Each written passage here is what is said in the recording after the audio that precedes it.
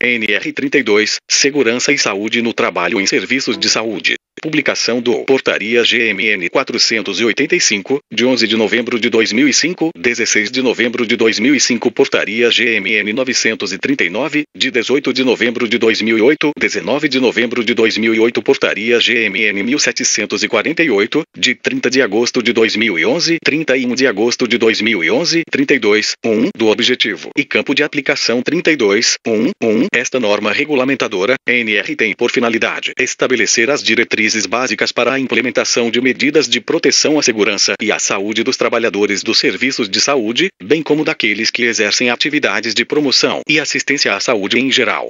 32, 1, 2. Para fins de aplicação desta NR, entende-se por serviços de saúde qualquer edificação destinada à prestação de assistência à saúde da população, e todas as ações de promoção, recuperação, assistência, pesquisa e ensino em saúde em qualquer nível de complexidade. 32, 2. Dos riscos biológicos. 32, 2, 1. Para fins de aplicação desta NR, considera-se risco biológico a probabilidade da exposição ocupacional a agentes biológicos. 32, 2, 1, 1. Consideram-se agentes biológicos os micro-organismos, geneticamente modificados ou não, as culturas de células, os parasitas, as toxinas e os prions. 32, 2, 1, 2. A classificação dos agentes biológicos encontra-se no anexo I desta NR. 32, 2, 2. Do Programa de Prevenção de Riscos Ambientais, PPRA. 32, 2, 2, 1. O PPRA, além do previsto na NR 09, na fase de reconhecimento, deve conter e identificação dos riscos biológicos mais prováveis, em função da localização geográfica e da característica do serviço de saúde e seus setores, considerando a. Fontes de exposição e reservatórios. B. Vias de transmissão e de entrada. C. Transmissibilidade, patogenicidade e virulência do agente. D. Persistência do agente biológico no ambiente. E. Estudos epidemiológicos ou dados estatísticos. F. Outras informações científicas. I. Avaliação do local de trabalho e do trabalhador, considerando a. A finalidade e descrição do local de trabalho. B. A organização e procedimentos de trabalho. C. A possibilidade de exposição. D. A descrição das atividades e funções de cada local de trabalho. E. As medidas preventivas aplicáveis e seu acompanhamento. 32, 2, 2, 2. O PPRA deve ser reavaliado 01, uma vez ao ano a. Sempre que se produza uma mudança nas condições de trabalho, que possa alterar a exposição aos agentes biológicos. B. Quando a análise dos acidentes e incidentes assim o determinar. 32, 2, 2, 3. Os documentos que compõem o PPRA deverão estar disponíveis aos trabalhadores.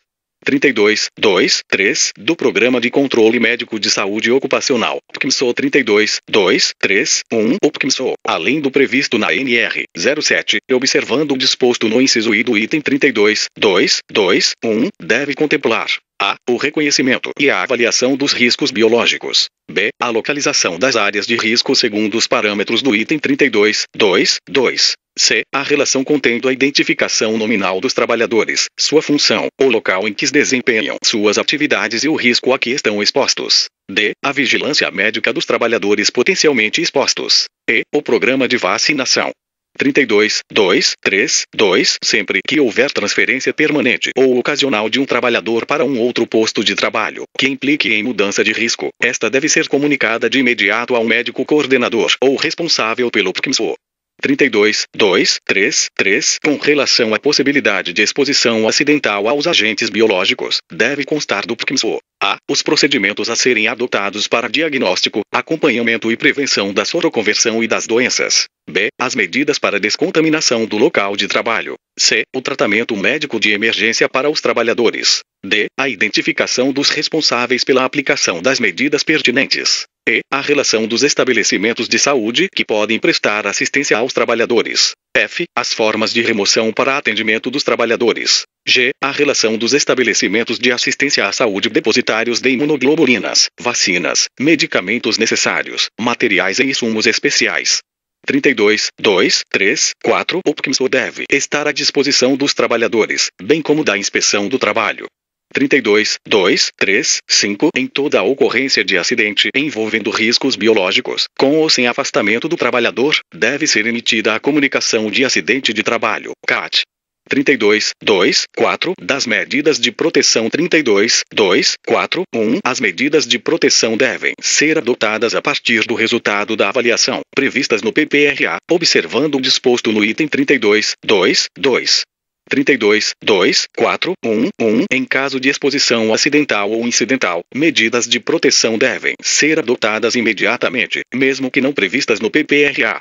32.2.4.2 A manipulação em ambiente laboratorial deve seguir as orientações contidas na publicação do Ministério da Saúde, Diretrizes Gerais para o Trabalho em Contenção com Material Biológico, correspondentes aos respectivos micro-organismos. 32.2.4.3 Todo local onde exista possibilidade de exposição ao agente biológico deve ter lavatório exclusivo para a higiene das mãos, provido de água corrente, sabonete líquido, toalha descartável e lixeira provida de sistema de abertura sem contato manual. 32.2.4.3.1 Os quartos ou enfermarias destinados ao isolamento de pacientes portadores de doenças infectocontagiosas devem conter lavatório em seu interior. 32.2.4.3.2 O uso de luvas não substitui o processo de lavagem das mãos, o que deve ocorrer, no mínimo, antes e depois do uso das mesmas. 32.2.4.4 Os trabalhadores com feridas ou lesões nos membros superiores só podem iniciar suas atividades após avaliação médica obrigatória com emissão de documento de liberação para o trabalho. 32.2.4.5 O empregador deve vedar a utilização de pias de trabalho para fins diversos dos previstos. B. O ato de fumar, o uso de adornos e o manuseio de lentes de contato nos postos de trabalho. C. O consumo de alimentos e bebidas nos postos de trabalho. D. A guarda de alimentos em locais não destinados para este fim. E. O uso de calçados abertos. 32.2.4.6 Todos os trabalhadores com possibilidade de exposição a agentes biológicos devem utilizar vestimenta de trabalho adequada e em condições de conforto. 32.2.4.6.1 A vestimenta deve ser fornecida sem ônus para o empregado. 32.2.4.6.2 Os trabalhadores não devem deixar o local de trabalho com os equipamentos de proteção individual e as vestimentas utilizadas em suas atividades laborais. 32.2.4.6.3 O empregador deve providenciar locais apropriados para fornecimento de vestimentas limpas e para deposição das usadas. 32.2.4.6.4 A higienização das vestimentas utilizadas nos centros cirúrgicos e obstétricos, serviços de tratamento intensivo, unidades de pacientes com doenças infecto-contagiosa e quando houver contato direto da vestimenta com material orgânico, deve ser de responsabilidade do empregador. 32.2.4.7 Os equipamentos de proteção individual, EPIM, descartáveis ou não, deverão estar à disposição em número suficiente nos postos de trabalho, de forma que seja garantido imediato fornecimento ou reposição. 32.2.4.8 O empregador deve a. Garantir a conservação e a higienização dos materiais e instrumentos de trabalho. B. Providenciar recipientes e meios de transporte adequados para materiais infectantes, fluidos e tecidos orgânicos. 32.2.4.9 O empregador deve assegurar capacitação aos trabalhadores, antes do início das atividades e de forma continuada, devendo ser ministrada a. Sempre que ocorra uma mudança das condições de exposição dos trabalhadores aos agentes biológicos. B. Durante a jornada de trabalho. C. Por profissionais de saúde familiarizados com os riscos inerentes aos agentes biológicos. 32.2.4.9.1 A capacitação deve ser adaptada à evolução do conhecimento e à identificação de novos riscos biológicos e deve incluir a. Os dados disponíveis sobre riscos potenciais para a saúde. B. Medidas de controle que minimizem a exposição aos agentes. C. Normas e procedimentos de higiene. D. Utilização de equipamentos de proteção coletiva, individual e vestimentas de trabalho. E. Medidas para a prevenção de acidentes e incidentes. F. Medidas a serem adotadas pelos trabalhadores no caso de ocorrência de incidentes e acidentes. 32.2.4.9.2 O empregador deve comprovar para a inspeção do trabalho a realização da capacitação através de documentos que informem a data, o horário, a carga horária, o conteúdo ministrado, o nome e a formação ou capacitação profissional do instrutor e dos trabalhadores envolvidos. 32.2.4.10 Em todo local onde exista a possibilidade de exposição a agentes biológicos, devem ser fornecidas aos trabalhadores instruções escritas, em linguagem acessível, das rotinas realizadas no local de trabalho e medidas de prevenção de acidentes e de doenças relacionadas ao trabalho. 32.2, 4, 10, 1. As instruções devem ser entregues ao trabalhador, mediante recibo, devendo este ficar à disposição da inspeção do trabalho. 32.2, 4, 11. Os trabalhadores devem comunicar imediatamente todo acidente ou incidente, com possível exposição a agentes biológicos, ao responsável pelo local de trabalho e, quando houver, ao Serviço de Segurança e Saúde do Trabalho e à CIPA. 32.2, 4, 12. O empregador deve informar, imediatamente, aos trabalhadores e aos seus representantes qualquer acidente ou incidente grave que possa provocar a disseminação de um agente biológico suscetível de causar doenças graves nos seres humanos, as suas causas e as medidas adotadas ou a serem adotadas para corrigir a situação.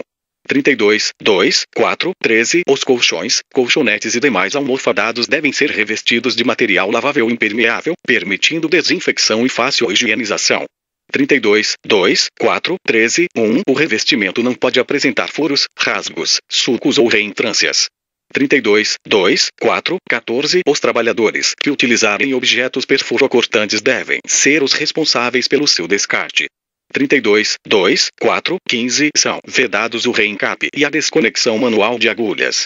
32.2, 4, 16. O empregador deve elaborar e implementar plano de prevenção de riscos de acidentes com materiais perfurocortantes, conforme as diretrizes estabelecidas no anexo 3º desta norma regulamentadora.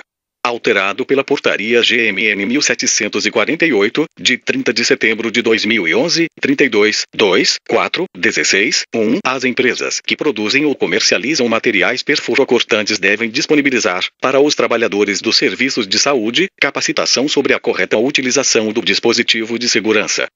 Alterado pela Portaria GMN 1748, de 30 de setembro de 2011, 32.2, 4, 16, 2. O empregador deve assegurar, aos trabalhadores dos serviços de saúde, a capacitação prevista no subitem 32.2, 4, 16, 1. Alterado pela Portaria GMN 1748, de 30 de setembro de 2011, 32.2, 4, 17, da vacinação dos trabalhadores 32.2, 4, 17, 1. A todo trabalhador dos serviços de saúde deve ser fornecido, gratuitamente, programa de imunização ativa contra tétano, difteria, hepatite B os estabelecidos no PCMSO. 32.2, 4, 17, 2. Sempre que houver vacinas eficazes contra outros agentes biológicos a que os trabalhadores estão, ou poderão estar, expostos, o empregador deve fornecê-las gratuitamente. 32.2, 4, 17, 3. O empregador deve fazer o controle da eficácia da vacinação, sempre que for recomendado pelo Ministério da Saúde e seus órgãos, e providenciar, se necessário, seu reforço. 32.2, 4, 17, 4. A vacinação deve obedecer às recomendações do Ministério da Saúde. 32.2, 4, 17, 5. O empregador deve assegurar que os trabalhadores sejam informados das vantagens e dos efeitos colaterais, assim como dos riscos a que estarão expostos por falta ou recusa de vacinação, devendo, nestes casos, guardar documento comprobatório e mantê-lo disponível à inspeção do trabalho. 32.2, 4, 17, 6. A vacinação deve ser registrada no prontuário clínico individual do trabalhador, previsto na NR 07. 32.2, 4, 17, 7. Deve ser fornecido ao trabalhador comprovante das vacinas recebidas. 32.3. Dos riscos químicos 32.3, 1. Deve ser mantida a rotulagem do fabricante na embalagem original dos produtos químicos utilizados em serviços de saúde. 32.3, 2. Todo recipiente contendo produto químico manipulado ou fracionado deve ser identificado, de forma legível, por etiqueta com o nome do produto, composição química, sua concentração, data de invase e de validade, e nome do responsável pela manipulação ou fracionamento.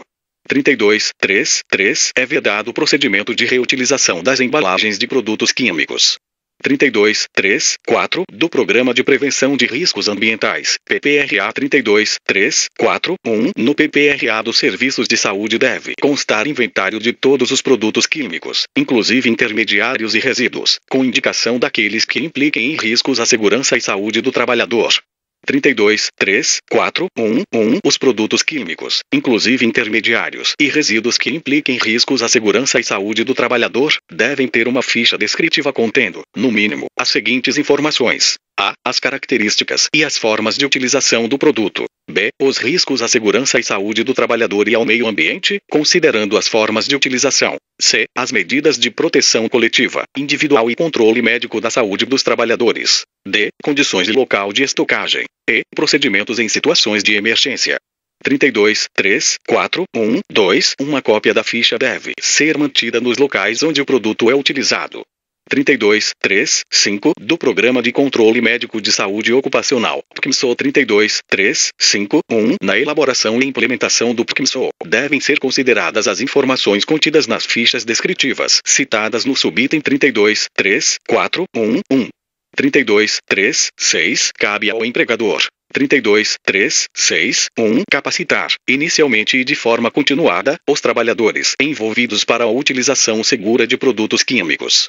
32, 3, 6, 1, 1. A capacitação deve conter, no mínimo, a apresentação das fichas descritivas, citadas no subitem 32, 3, 4, 1, 1, com explicação das informações nelas contidas. B. Os procedimentos de segurança relativos à utilização. C. Os procedimentos a serem adotados em caso de incidentes, acidentes em situações de emergência.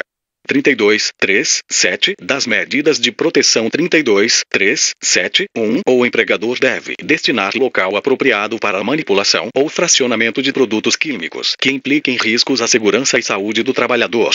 32, 3, 7, 1, 1. É vedada a realização destes procedimentos em qualquer local que não o apropriado para este fim.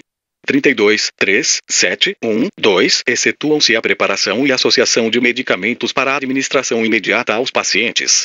32, 3, 7, 1, 3. O local deve dispor, no mínimo, de a. Sinalização gráfica de fácil visualização para a identificação do ambiente, respeitando o disposto na NR 26. B. Equipamentos que garantam a concentração dos produtos químicos no ar abaixo dos limites de tolerância estabelecidos nas NR 09 e NR 15, observando-se os níveis de ação previstos na NR 09. C. Equipamentos que garantam a exaustão dos produtos químicos de forma a não potencializar a exposição de qualquer trabalhador, envolvido ou não, no processo de trabalho, não devendo ser utilizado o equipamento tipo coifa. D. Chuveiro e lava-óleos, os quais deverão ser acionados e higienizados semanalmente. E. Equipamentos de proteção individual, adequados aos riscos, à disposição dos trabalhadores. F. Sistema adequado de descarte.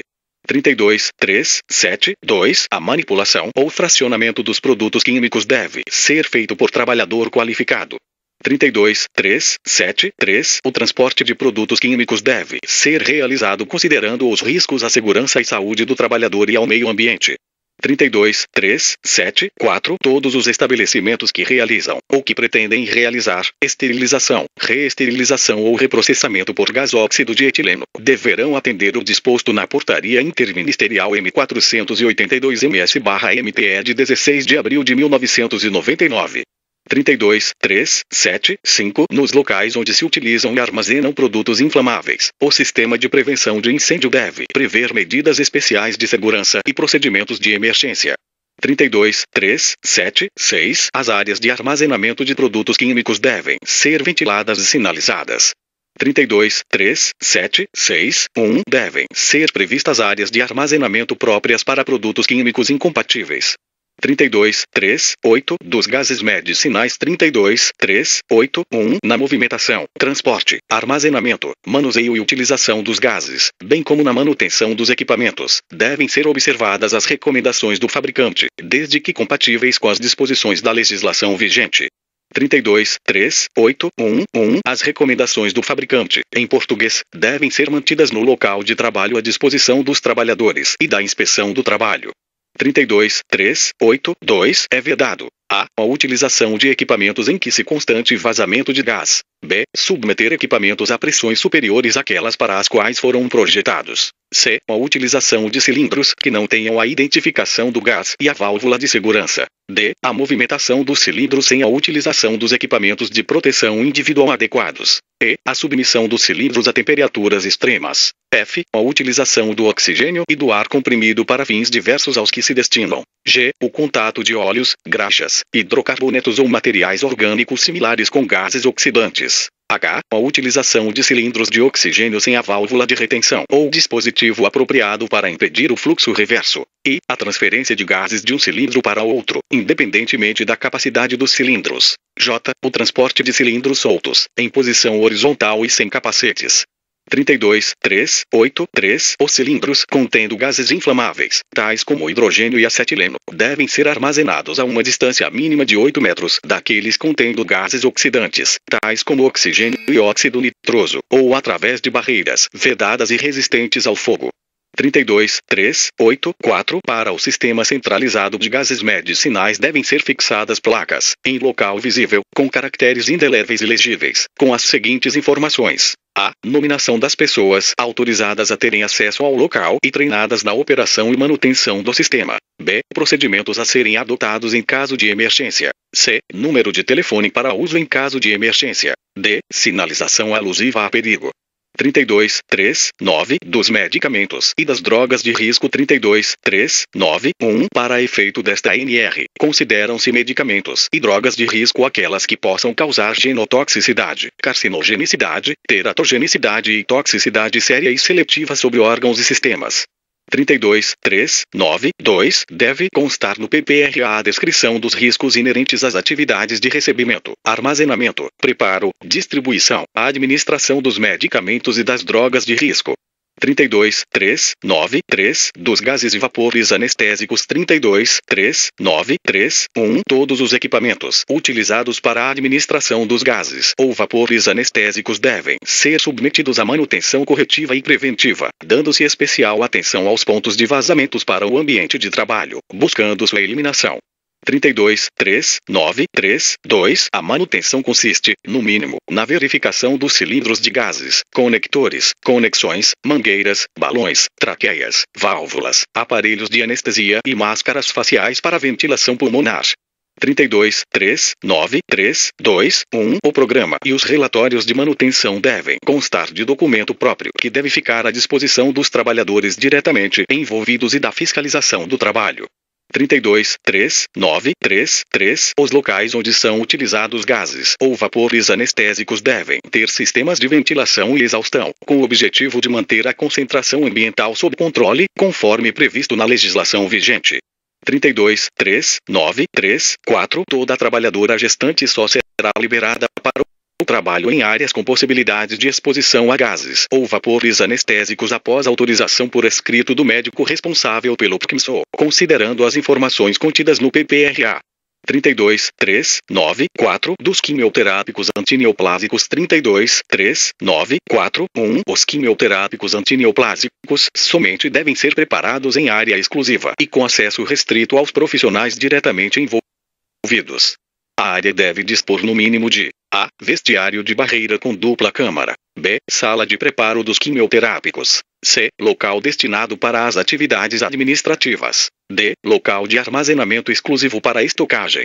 32.3.9.4.2 O vestiário deve dispor de A. Pia e material para lavar e secar as mãos. B. Lava-olhos, o qual pode ser substituído por uma ducha tipo higiênica. C. Chuveiro de emergência. D. Equipamentos de proteção individual e vestimentas para uso e reposição. E. Armários para guarda de pertences. F. Recipientes para descarte de vestimentas usadas.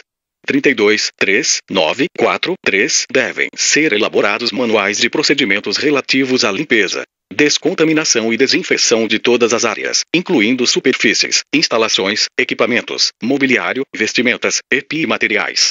32.3.9.4.3.1 Os manuais devem estar disponíveis a todos os trabalhadores e a fiscalização do trabalho. 32.3.9.4.4 Todos os profissionais diretamente envolvidos devem lavar adequadamente as mãos, antes e após a retirada das luvas. 32.3.9.4.5 A sala de preparo deve ser dotada de cabine de segurança biológica classe segundo B2 e na sua instalação devem ser previstos, no mínimo, A. Suprimento de ar necessário ao seu funcionamento. B. Local e posicionamento, de forma a evitar a formação de turbulência aérea. 32.3.9.4.5.1 A cabine deve A. Estar em funcionamento no mínimo por 30 minutos antes do início do trabalho de manipulação e permanecer ligada por 30 minutos após a conclusão do trabalho. B. Ser submetida periodicamente a manutenções e trocas de filtros absolutos e pré-filtros de acordo com um programa escrito, que obedeça às especificações do fabricante, e que deve estar à disposição da inspeção do trabalho. C. Possuir relatório das manutenções, que deve ser mantido à disposição da fiscalização do trabalho. D. Ter etiquetas afixadas em locais visíveis com as datas da última e da próxima manutenção. E. Ser submetida a processo de limpeza, descontaminação e desinfecção, nas paredes laterais internas e superfície de trabalho, antes do início das atividades. F. Ter a sua superfície de trabalho submetida aos procedimentos de limpeza ao final das atividades e no caso de ocorrência de acidentes com derramamentos e respingos. 32, 3, 9, 4, 6. Com relação aos quimioterápicos antineoplásicos, compete ao empregador: A. Proibir fumar, comer ou beber, bem como portar adornos ou maquiar-se. B. Afastar das atividades as trabalhadoras gestantes e nutrizes. C. Proibir que os trabalhadores expostos realizem atividades com possibilidade de exposição aos agentes ionizantes. D. Fornecer aos trabalhadores avental confeccionado de material impermeável, com frente resistente e fechado nas costas, manga comprida e punho justo, quando do seu preparo e administração. E. Fornecer aos trabalhadores dispositivos de segurança que minimizem a geração de aerossóis e a ocorrência de acidentes durante a manipulação e administração. F. Fornecer aos trabalhadores dispositivos de segurança para a prevenção de acidentes durante o transporte. 32, 3, 9, 4, 7. Além do cumprimento do disposto na legislação vigente, os equipamentos de proteção individual (EPI) devem atender às seguintes exigências: A. Ser avaliados diariamente quanto ao estado de conservação e segurança. B. Estar armazenados em locais de fácil acesso e em quantidade suficiente para imediata substituição, segundo as exigências do procedimento, ou em caso de contaminação ou dano. 32, 3, 9, 4, 8. Com relação aos quimioterápicos antineoplásicos é vedado: A. Iniciar qualquer atividade na falta de EPI. B. Dar continuidade às atividades de manipulação quando ocorrer qualquer interrupção do funcionamento da cabine de segurança biológica. 32, 3, 9, 4, 9. Dos procedimentos operacionais em caso de ocorrência de acidentes ambientais ou pessoais. 32, 3, 9, 4, 9, 1. Com relação aos quimioterápicos, entende-se por acidente: A. Ambiental: contaminação do ambiente devido à saída do medicamento do envase no qual esteja acondicionado, seja por derramamento ou por aerodispersóides sólidos ou líquidos. B. Pessoal: contaminação gerada por contato ou inalação dos medicamentos da terapia quimioterápica antineoplásica em qualquer das etapas do processo. 32, 3, 9, 4, 9, 2. As normas e os procedimentos a serem adotados em caso de ocorrência de acidentes ambientais ou pessoais devem constar em manual disponível e de fácil acesso aos trabalhadores e à fiscalização do trabalho. 32, 3, 9, 4, 9, 3. Nas áreas de preparação, armazenamento e administração e para o transporte deve ser mantido um kit de derramamento identificado e disponível, que deve conter, no mínimo, luvas de procedimento, avental impermeável, compressas absorventes, proteção respiratória, proteção ocular, sabão, recipiente identificado para recolhimento de resíduos e descrição do procedimento. 32, 3, 10. Da capacitação 32, 3, 10, 1. Os trabalhadores envolvidos devem receber capacitação inicial e continuada que contenha, no mínimo: A. As principais vias de exposição ocupacional. B. Os efeitos terapêuticos e adversos destes medicamentos e o possível risco à saúde, a longo e curto prazo. C. As normas e os procedimentos padronizados relativos ao manuseio, preparo, transporte, administração, distribuição e descarte dos quimioterápicos antineoplásicos. D. As normas e os procedimentos a serem adotadas no caso de ocorrência de acidentes. 32, 3, 10, 1, 1. A capacitação deve ser ministrada por profissionais de saúde familiarizados com os riscos inerentes aos quimioterápicos antineoplásicos. 32, 4. Das radiações ionizantes 32, 4, 1. O atendimento das exigências desta ANR com relação às radiações ionizantes não desobriga o empregador de observar as disposições estabelecidas pelas normas específicas da Comissão Nacional de Energia Nuclear, e da Agência Nacional de Vigilância Sanitária, Anvisa, do Ministério da Saúde. 32, 4, 2. É obrigatório manter no local de trabalho e à disposição da inspeção do trabalho o plano de proteção radiológica, PPR, aprovado pela CNEM, e para os serviços de radiodiagnóstico aprovado pela Vigilância Sanitária.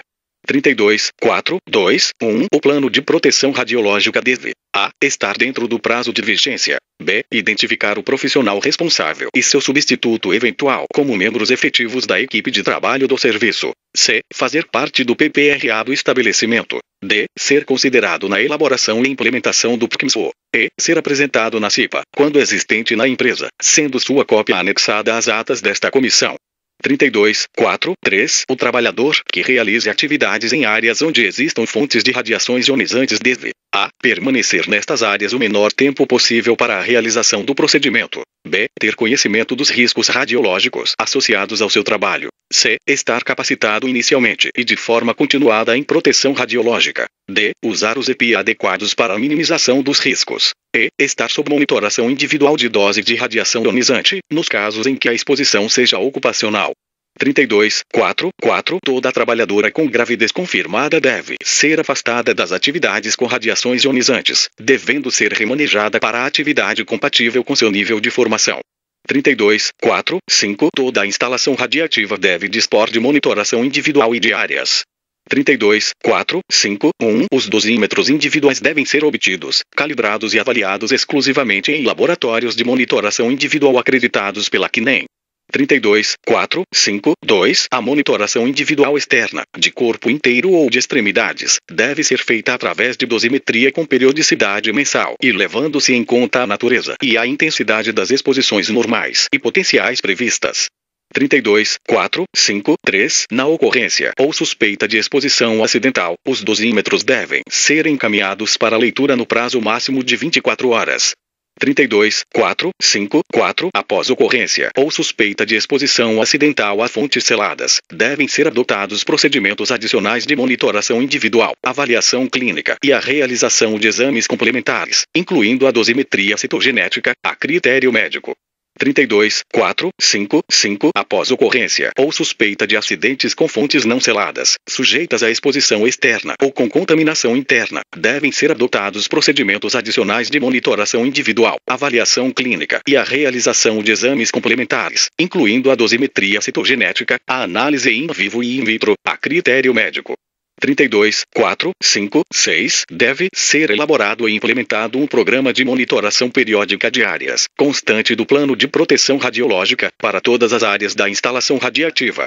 32.4.6. Cabe ao empregador: a. Implementar medidas de proteção coletiva relacionadas aos riscos radiológicos. B. Manter profissional habilitado, responsável pela proteção radiológica em cada área específica, com vinculação formal com o estabelecimento. C. Promover capacitação em proteção radiológica, inicialmente e de forma continuada, para os trabalhadores ocupacionalmente expostos às radiações ionizantes. D. Manter no registro individual do trabalhador as capacitações ministradas. E. Fornecer ao trabalhador, por escrito e mediante recibo, instruções relativas aos riscos radiológicos e procedimentos de proteção radiológica adotados na instalação radiativa. F. Dar ciência dos resultados das doses referentes às exposições de rotina, acidentais e de emergências, por escrito e mediante recibo, a cada trabalhador e ao médico coordenador do PCMSO ou médico encarregado dos exames médicos previstos na NR 07. 32.4.7. Cada trabalhador da instalação radiativa deve ter um registro individual atualizado, o qual deve ser conservado por 30 anos após o término de sua ocupação, contendo as seguintes informações: a. Identificação, nome, DN, registro, CPF, endereço e nível de instrução. B. Datas de admissão e de saída do emprego. C. Nome e endereço do responsável pela proteção radiológica de cada período trabalhado. D. Funções associadas às fontes de radiação com as respectivas áreas de trabalho, os riscos radiológicos a que está ou esteve exposto, data de início e término da atividade com radiação, horários e períodos de ocupação. E. Tipos de dosímetros individuais utilizados. F. Registro de doses mensais e anuais, 12 meses consecutivos, recebidas e relatórios da investigação de doses. G. Capacitações realizadas. H. Estimativas de incorporações. I. Relatórios sobre exposições de emergência e de acidente. J. Exposições ocupacionais anteriores à fonte de radiação. 32.4.7.1. O registro individual dos trabalhadores deve ser mantido no local de trabalho e à disposição da inspeção do trabalho. 32.4.8. O prontuário clínico individual previsto pela NR 07 deve ser mantido atualizado e ser conservado por 30 anos após o término de sua ocupação. 32.4.9. Toda a instalação radiativa deve possuir um serviço de proteção radiológica. 32.4.9.1 O serviço de proteção radiológica deve estar localizado no mesmo ambiente da instalação radiativa e serem garantidas as condições de trabalho compatíveis com as atividades desenvolvidas, observando as normas da CNEA e da Anvisa.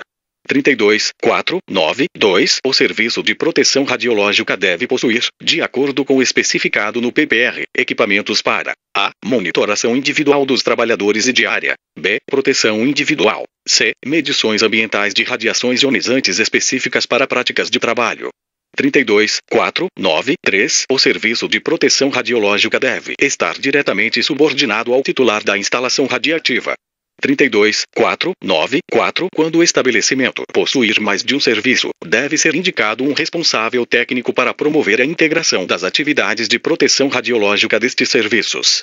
32.4.10 O médico coordenador do PCMSO ou encarregado pelos exames médicos, previstos na NR 07, deve estar familiarizado com os efeitos e a terapêutica associados à exposição decorrente das atividades de rotina ou de acidentes com radiações ionizantes.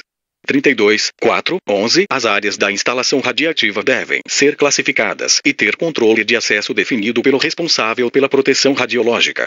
32.4.12 As áreas da instalação radiativa devem estar devidamente sinalizadas em conformidade com a legislação em vigor, em especial quanto aos seguintes aspectos: a. Utilização do símbolo internacional de presença de radiação nos acessos controlados. B. As fontes presentes nestas áreas e seus rejeitos devem ter as suas embalagens, recipientes ou blindagens identificadas em relação ao tipo de elemento radioativo, atividade e tipo de emissão. C. Valores das taxas de dose e datas de medição em pontos de referência significativos, próximos às fontes de radiação, nos locais de permanência e de trânsito dos trabalhadores, em conformidade com o disposto no PPR. D. Identificação de vias de circulação, entrada e saída para condições normais de trabalho e para situações de emergência. E. Localização dos equipamentos de segurança. F. Procedimentos a serem obedecidos em situações de acidentes ou de emergência. G. Sistemas de alarme. 32.4.13 do Serviço de Medicina Nuclear. 32.4.13.1 As áreas supervisionadas e controladas de serviço de medicina nuclear devem ter pisos e paredes impermeáveis que permitam sua descontaminação. 32.4.13.2 A sala de manipulação e armazenamento de fontes radioativas em uso deve a. Ser revestida com material impermeável que possibilite sua descontaminação, devendo os pisos e paredes ser providos de cantos arredondados. B. Possuir bancadas constituídas de material liso, de fácil descontaminação, recobertas com plástico e papel absorvente. C. Dispor de pia com cuba de, no mínimo, 40 cm de profundidade, e acionamento para abertura das torneiras sem controle manual. 32.4.13.2.1 É obrigatória a instalação de sistemas exclusivos de exaustão. A. Local, para manipulação de fontes não seladas voláteis. B. Diária, para os serviços que realizem estudos de ventilação pulmonar. 32.4.13.2.2 Nos locais onde são manipulados e armazenados materiais radioativos ou rejeitos, não é permitido a. Aplicar cosméticos, alimentar-se, beber, fumar e repousar. B. Guardar alimentos, bebidas e bens pessoais. 32.4.13.3 Os trabalhadores envolvidos na manipulação de materiais radioativos e marcação de fármacos devem usar os equipamentos de proteção recomendados no PPRA e PPR. 32.4.13.4 Ao término da jornada de trabalho, deve ser realizada a monitoração das superfícies de acordo com o PPR, utilizando-se monitor de contaminação. 32.4.13.5 Sempre que for interrompida a atividade de trabalho, deve ser feita a monitoração das extremidades e de corpo inteiro dos trabalhadores que manipulam radiofármacos. 32.4.13.6 O local destinado ao decaimento de rejeitos radioativos deve a. Ser localizado em área de acesso controlado. B. Ser sinalizado. C. Possuir blindagem adequada. D. Ser constituído de compartimentos que possibilitem a segregação dos rejeitos por grupo de radionuclídeos com meia-vida física próxima e por estado físico. 32.4.13.7 O quarto destinado à internação de paciente para a administração de radiofármacos deve possuir a. Blindagem. B. Paredes e pisos com cantos arredondados, revestidos de materiais impermeáveis, que permitam sua descontaminação. C. Sanitário privativo. D. Biombo blindado junto ao leito. E. Sinalização externa da presença de radiação ionizante. F. Acesso controlado. 32.4.14 dos serviços de radioterapia. 32.4.14.1 Os serviços de radioterapia devem adotar, no mínimo, os seguintes dispositivos de segurança. A. Salas de tratamento possuindo portas com sistema de intertravamento, que previnam o acesso indevido de pessoas durante a operação do equipamento. B. Indicadores luminosos de equipamento em operação, localizados na sala de tratamento e em seu acesso externo, em posição visível. 32.4.14.2 da braquiterapia. 32.4.14.2.1 Na sala de preparo e armazenamento de fontes é vedada a prática de qualquer atividade não relacionada com a preparação das fontes seladas.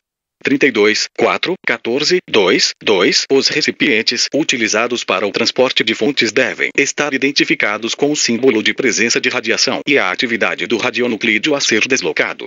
32.4.14.2.3 No deslocamento de fontes para a utilização em braquiterapia deve ser observado o princípio da otimização, de modo a expor o menor número possível de pessoas. 32.4.14.2.4 Na capacitação dos trabalhadores para manipulação de fontes seladas utilizadas em braquiterapia devem ser empregados simuladores de fontes. 32.4.14.2.5 O preparo manual de fontes utilizadas em braquiterapia de baixa taxa de dose deve ser realizado em sala específica com acesso controlado, somente sendo permitida a presença de pessoas diretamente envolvidas com esta atividade. 32.4.14.2.6 O manuseio de fontes de baixa taxa de dose deve ser realizado exclusivamente com a utilização de instrumentos e com a proteção de anteparo plombífero. 32.4.14.2.7 Após cada aplicação, as vestimentas de pacientes e as roupas de cama devem ser monitoradas para verificação da presença de fontes seladas. 32.4.15 dos serviços de radiodiagnóstico médico. 32.4.15.1 É obrigatório manter no local de trabalho e à disposição da inspeção do trabalho o alvará de funcionamento vigente, concedido pela autoridade sanitária local e o programa de garantia da qualidade. 32.4.15.2 A cabine de comando deve ser posicionada de forma a permitir ao operador, na posição de disparo, eficaz comunicação e observação visual do paciente. B. Permitir que o operador visualize a entrada de qualquer pessoa durante o procedimento radiológico. 32.4.15.3 A sala de raios-x deve dispor de a. Sinalização visível na face exterior das portas de acesso, contendo o símbolo internacional de radiação ionizante, acompanhado das inscrições: Raios-X, entrada restrita ou Raios-X, entrada proibida a pessoas não autorizadas. B. Sinalização luminosa vermelha acima da face externa da porta de acesso, acompanhada do seguinte aviso de advertência: quando a luz vermelha estiver acesa, a entrada é proibida. A sinalização luminosa deve ser acionada durante os procedimentos radiológicos. 32.4.15.3.1 As portas de acesso das salas com equipamentos de raios-x fixos devem ser mantidas fechadas durante as exposições. 32.4.15.3.2 Não é permitida a instalação de mais de um equipamento de raios-x por sala. 32.4.15.4 A câmara escura deve dispor de a. Sistema de exaustão de ar localizado. B. Pia com torneira. 32.4.15.5 Todo o equipamento de radiodiagnóstico médico deve possuir diafragma e colimador em condições de funcionamento para a tomada radiográfica. 32.4.15.6 Os equipamentos móveis devem ter um cabo disparador com um comprimento mínimo de 2 metros. 32.4.15.7 Deverão permanecer no local do procedimento radiológico somente o paciente e a equipe necessária. 32.4.15.8 Os equipamentos de fluoroscopia devem possuir a. Sistema de intensificação de imagem com monitor de vídeo acoplado. B. Cortina ou saiote plombífero inferior e lateral para proteção do operador contra radiação espalhada. C. Sistema para garantir que o feixe de radiação seja completamente restrito à área do receptor de imagem. D. Sistema de alarme indicador de um determinado nível de dose ou exposição. 32.4.15.8.1 Caso o equipamento de fluoroscopia não possua o sistema de alarme citado, o mesmo deve ser instalado no ambiente. 32.4.16 Dos serviços de radiodiagnóstico odontológico. 32.4.16.1 Na radiologia intraoral. A. Todos os trabalhadores devem manter-se afastados do cabeçote e do paciente a uma distância mínima de 2 metros. B. Nenhum trabalhador deve segurar o filme durante a exposição. C. Caso seja necessária a presença de trabalhador para assistir ao paciente, esse deve utilizar os EPIs. 32.4.16.2 Para os procedimentos com equipamentos de radiografia extraoral deverão ser seguidos os mesmos requisitos do radiodiagnóstico médico. 32.5 Dos resíduos 32.5.1 Cabe ao empregador capacitar, inicialmente e de forma continuada, os trabalhadores nos seguintes assuntos: a. Segregação, acondicionamento e transporte dos resíduos. B. Definições, classificação e potencial de risco dos resíduos. C. Sistema de gerenciamento adotado internamente no estabelecimento. D. Formas de reduzir a geração de resíduos. E. Conhecimento das responsabilidades e de tarefas. F. Reconhecimento dos símbolos de identificação das classes de resíduos. G. Conhecimento sobre a utilização dos veículos de coleta. H. Orientações quanto ao uso de equipamentos de proteção individual. EPIs. 32.5.2 Os sacos plásticos utilizados no acondicionamento dos resíduos de saúde devem atender ao disposto na NBR 9191 e ainda ser: a. Preenchidos até 2/3 de sua capacidade. B. Fechados de tal forma que não se permita o seu derramamento, mesmo que virados com a abertura para baixo. C. Retirados imediatamente do local de geração após o preenchimento e fechamento. D. Mantidos íntegros até o tratamento ou a disposição final do resíduo. 32.5.3 A segregação dos resíduos deve ser realizada no local onde são gerados, devendo ser observado que: a. Sejam utilizados recipientes que atendam às normas da ABNT em número suficiente para o armazenamento. B. Os recipientes estejam localizados próximos da fonte geradora. C. Os recipientes sejam constituídos de material lavável, resistente à punctura, ruptura e vazamento, com tampa provida de sistema de abertura sem contato manual, com cantos arredondados e que sejam resistentes ao tombamento. D. Os recipientes sejam identificados e sinalizados segundo as normas da ABNT. 32.5.3.1 Os recipientes existentes nas salas de cirurgia e de parto não necessitam de tampa para vedação. 32.5.3.2 Para os recipientes destinados à coleta de material perfurocortante, o limite máximo de enchimento deve estar localizado 5 centímetros abaixo do bocal.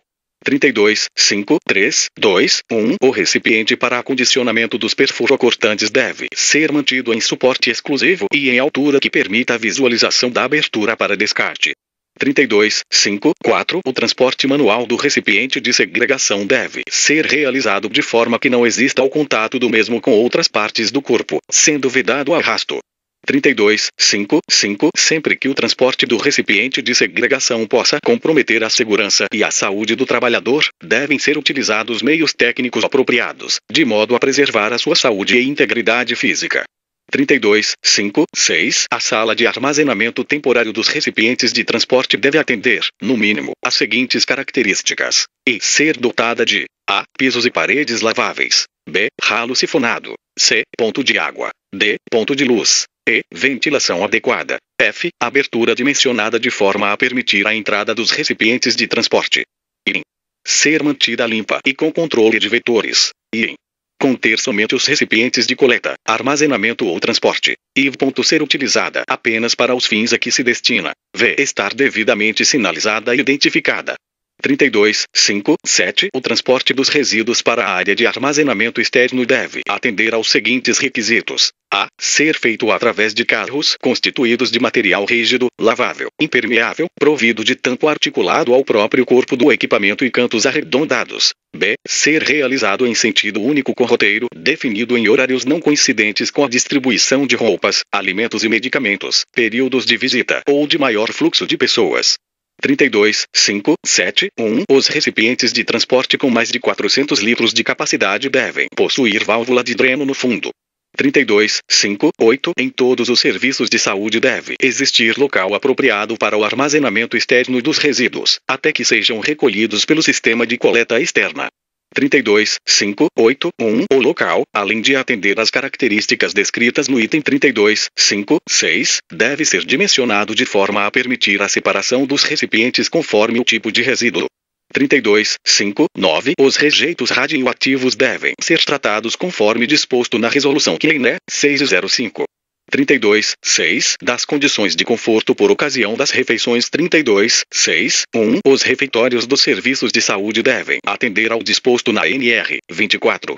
32.6.2 Os estabelecimentos com até 300 trabalhadores devem ser dotados de locais para refeição, que atendam aos seguintes requisitos mínimos: A. Localização fora da área do posto de trabalho. B. Piso lavável. C. Limpeza, arejamento e boa iluminação. D. Mesas e assentos dimensionados de acordo com o número de trabalhadores por intervalo de descanso e refeição. E. Lavatórios instalados nas proximidades ou no próprio local. F. Fornecimento de água potável. G. Possuir equipamento apropriado e seguro para aquecimento de refeições. 32.6.3 Os lavatórios para a higiene das mãos devem ser providos de papel toalha, sabonete líquido e lixeira com tampa, de acionamento por pedal. 32.7 Das lavanderias. 32.7.1 A lavanderia deve possuir duas áreas distintas, sendo uma considerada suja e outra limpa, devendo ocorrer na primeira o recebimento, classificação, pesagem e lavagem de roupas, e na segunda a manipulação das roupas lavadas. 32.7.2 Independente do porte da lavanderia, as máquinas de lavar devem ser de porta dupla ou de barreira, em que a roupa utilizada é inserida pela porta situada na área suja, por um operador e, após lavada, retirada na área limpa, por outro operador. 32.7.2.1 A comunicação entre as duas áreas somente é permitida por meio de visores ou intercomunicadores. 32.7.3 A calandra deve ter: A. Termômetro para cada câmara de aquecimento, indicando a temperatura das calhas ou do cilindro aquecido. B. Termostato. C. Dispositivo de proteção que impeça a inserção de segmentos corporais dos trabalhadores junto aos cilindros ou partes móveis da máquina. 32.7.4 As máquinas de lavar, centrífugas e secadoras devem ser dotadas de dispositivos eletromecânicos que interrompam seu funcionamento quando da abertura de seus compartimentos. 32.8 Da limpeza e conservação. 32.8.1 Os trabalhadores que realizam a limpeza dos serviços de saúde devem ser capacitados, inicialmente e de forma continuada, quanto aos princípios de higiene pessoal, risco biológico, risco químico, sinalização, rotulagem, EPIM, EPC e procedimentos em situações de emergência.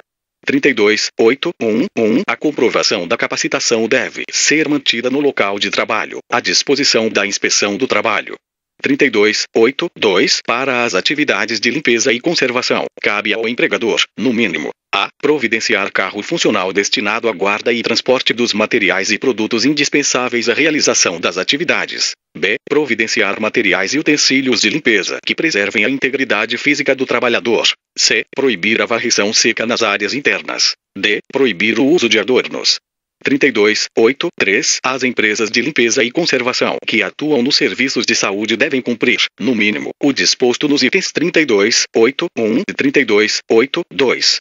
32.9 Da manutenção de máquinas e equipamentos. 32.9.1 Os trabalhadores que realizam a manutenção, além do treinamento específico para sua atividade, devem também ser submetidos à capacitação inicial e de forma continuada, com o objetivo de mantê-los familiarizados com os princípios de: A. Higiene pessoal. B. Riscos biológico, precauções universais, físico e químico. C. Sinalização. D. Rotulagem preventiva. E. Tipos de EPC e EPIM, acessibilidade e seu uso correto. 32.9.1.1 As empresas que prestam assistência técnica e manutenção nos serviços de saúde devem cumprir o disposto no item 32.9.1. 32.9.2 Todo o equipamento deve ser submetido à prévia descontaminação para realização de manutenção. 32.9.2.1 Na manutenção dos equipamentos, quando a descontinuidade de uso acarrete risco à vida do paciente, devem ser adotados procedimentos de segurança visando a preservação da saúde do trabalhador. 32.9.3 As máquinas, equipamentos e ferramentas, inclusive aquelas utilizadas pelas equipes de manutenção, devem ser submetidos à inspeção prévia e às manutenções preventivas de acordo com as instruções dos fabricantes, com a norma técnica oficial e legislação vigentes. 32.9.3.1 A inspeção e a manutenção devem ser registradas e estar disponíveis aos trabalhadores envolvidos e a fiscalização do trabalho. 32.9.3.2 As empresas que prestam assistência técnica e manutenção nos serviços de saúde devem cumprir o disposto no item 32.9.3. 32.9.3.3 O empregador deve estabelecer um cronograma de manutenção preventiva do sistema de abastecimento de gases e das capelas, devendo manter um registro individual da mesma, assinado pelo profissional que a realizou. 32.9.4 Os equipamentos e meios mecânicos utilizados para transporte devem ser submetidos periodicamente à manutenção, de forma a conservar os sistemas de rodízio em perfeito estado de funcionamento. 32.9.5 Os dispositivos de ajuste dos leitos devem ser submetidos à manutenção preventiva, assegurando a lubrificação permanente, de forma a garantir sua operação sem sobrecarga para os trabalhadores. 32.9.6 Os sistemas de climatização devem ser submetidos a procedimentos de manutenção preventiva e corretiva para a preservação da integridade e eficiência de todos os seus componentes. 32.9.6.1 O atendimento do disposto no item 32.9.6 não desobriga ao cumprimento da Portaria GM/MSN 3523 de 28 de agosto de 1998 e demais dispositivos legais pertinentes. 32.10 Das disposições gerais 32.10.1 Os serviços de saúde devem a. Atender às condições de conforto relativas aos níveis de ruído previstas na NB 95 da ABNT. B. Atender às condições de iluminação conforme NB 57 da ABNT. C. Atender às condições de conforto térmico previstas na RDC 50.02 da Anvisa. D. Manter os ambientes de trabalho em condições de limpeza e conservação. 32.10.2 No processo de elaboração e implementação do PPRA e do PCMSO devem ser consideradas as atividades desenvolvidas pela Comissão de Controle de Infecção Hospitalar, se do estabelecimento ou comissão equivalente. 32.10.3 Antes da utilização de qualquer equipamento, os operadores devem ser capacitados quanto ao modo de operação e seus riscos. 32.10.4 Os manuais do fabricante de todos os equipamentos e máquinas, impressos em língua portuguesa, devem estar disponíveis aos trabalhadores envolvidos. 32.10.5 É vedada a utilização de material médico hospitalar em desacordo com as recomendações de uso e especificações técnicas descritas em seu manual ou em sua embalagem. 32.10.6 Em todo o serviço de saúde deve existir um programa de controle de animais sinantrópicos, o qual deve ser comprovado sempre que exigido pela inspeção do trabalho. 32.10.7 As cozinhas devem ser dotadas de sistemas de exaustão e outros equipamentos que reduzam a dispersão de gorduras e vapores, conforme estabelecido na NBR 14.518. 32.10.8 Os postos de trabalho devem ser organizados de forma a evitar deslocamentos e esforços adicionais. 32.10.9 Em todos os postos de trabalho devem ser previstos dispositivos seguros e com estabilidade, que permitam aos trabalhadores acessar locais altos sem esforço adicional. 32.10.10 Nos procedimentos de movimentação e transporte de pacientes deve ser privilegiado o uso de dispositivos que minimizem o esforço realizado pelos trabalhadores. 32.10.11 O transporte de materiais que possa comprometer a segurança e a saúde do trabalhador deve ser efetuado com auxílio de meios mecânicos ou eletromecânicos. 32.10.12 Os trabalhadores dos serviços de saúde devem ser a. Capacitados para adotar mecânica corporal correta na movimentação de pacientes ou de materiais, de forma a preservar a sua saúde e integridade física. B. Orientados nas medidas a serem tomadas diante de pacientes com distúrbios de comportamento. 32.10.13 O ambiente onde são realizados procedimentos que provoquem odores fétidos deve ser provido de sistema de exaustão ou outro dispositivo que os minimizem. 32.10.14 É vedado aos trabalhadores pipetar com a boca. 32.10.15 Todos os lavatórios e pias devem a. Possuir torneiras ou comandos que dispensem o contato das mãos quando do fechamento da água. B. Ser providos de sabão líquido e toalhas descartáveis para a secagem das mãos. 32.10.16 As edificações dos serviços de saúde devem atender ao disposto na RDC 50 de 21 de fevereiro de 2002 da Anvisa.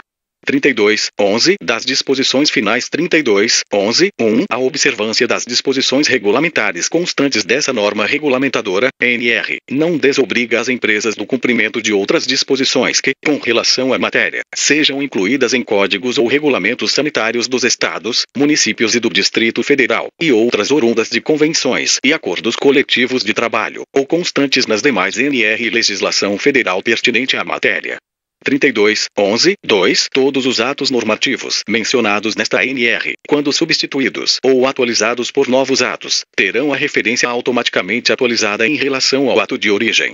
32.11.3 Ficam criadas a Comissão Tripartite Permanente Nacional da NR, 32, denominada CTPN da NR, 32, e as Comissões Tripartites Permanentes Regionais da NR, 32, no âmbito das unidades da Federação, denominadas CTPR da NR, 32. 32.11.3.1 As dúvidas e dificuldades encontradas durante a implantação e o desenvolvimento continuado desta ANR deverão ser encaminhadas à CTPN. 32.11.4 A responsabilidade é solidária entre contratantes e contratados quanto ao cumprimento desta ANR. Anexo 1. Os agentes biológicos são classificados em classe de risco 1. Baixo risco individual para o trabalhador e para a coletividade, com baixa probabilidade de causar doença ao ser humano. Classe de risco 2. Risco individual moderado para o trabalhador e com baixa probabilidade de disseminação para a coletividade. Podem causar doenças ao ser humano, para as quais existem meios eficazes de profilaxia ou tratamento. Classe de risco 3. Risco individual elevado para o trabalhador e com probabilidade de disseminação para a coletividade. Podem causar doenças e infecções graves ao ser humano, para as quais nem sempre existem meios eficazes de profilaxia ou tratamento. Classe de risco 4. Risco individual elevado para o trabalhador e com probabilidade elevada de disseminação para a coletividade. Apresenta grande poder de transmissibilidade de um indivíduo a outro. Podem causar doenças graves ao ser humano, para as quais não existem meios eficazes de profilaxia ou tratamento. Anexo 2. Tabela de classificação dos agentes biológicos 1. Este anexo apresenta uma tabela de agentes biológicos, classificados nas classes de risco 2, 3 e 4, de acordo com os critérios citados no anexo 1.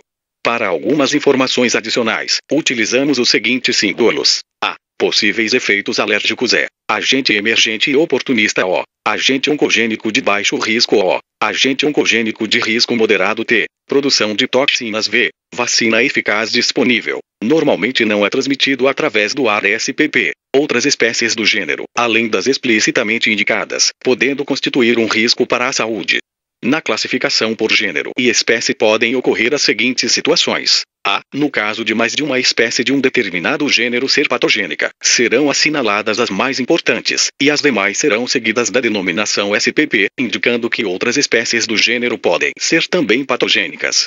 Por exemplo, Campylobacter fetus, Campylobacter jejuni, Campylobacter SPP.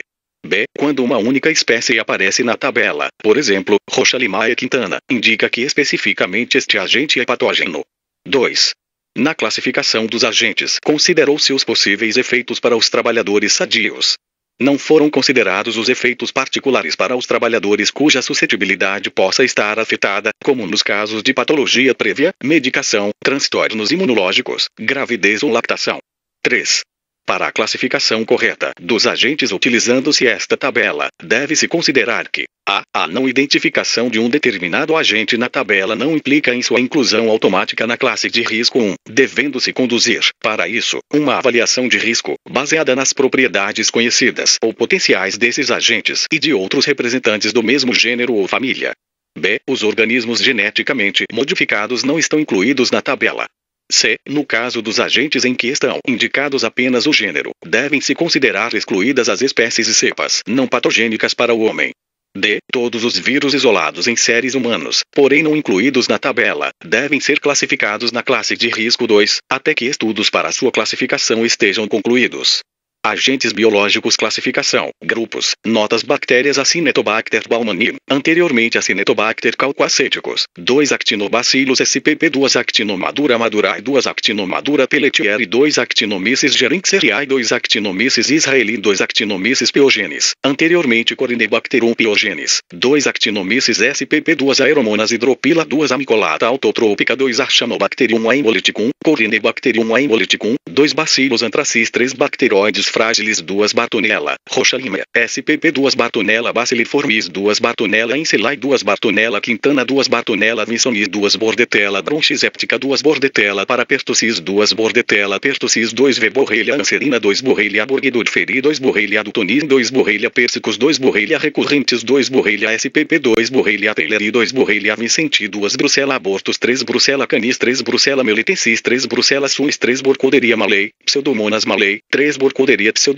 pseudomonas 3 campylobacter coli 2 campylobacter fetus 2 campylobacter jejuni 2 campylobacter septicum 2 campylobacter SPP 2 cardiobacterium hominis 2 chlamydia pneumoniae 2 chlamydia trachomatis 2 chlamydia psittaci cepas aviárias 3 clostridium botulinum 3 T clostridium chalvoei 2 clostridium aemoliticum 2 clostridium estoliticum 2 clostridium novi 2 clostridium perfringens 2 clostridium SPP 2 clostridium tetani 2 T V corinebacterium diphtheriae 2 T V corinebacterium equi 2 corinebacterium aemoliticum 2 corinebacterium minutissimum 2 corinebacterium pseudotuberculosis 2 corinebacterium pyogenes 2 corinebacterium renale 2 corinebacterium SPP 2 coxiella burnetin 3 dermatopilos congolensis 2 edivardiciella tarda 2 ehrlichia semnetsu rickettsia semnetsu 2 ehrlichia SPP 2 echinella corrodens 2 enterobacter aerogenes barra cloacae 2 enterococcus SPP 2 erysipelotrix rusiopateae 2 escherichia coli todas as cepas enteropatogênicas enterotoxigênicas enteroinvasivas e detentoras do antígeno K1 2 escherichia coli cepas verocitotóxicas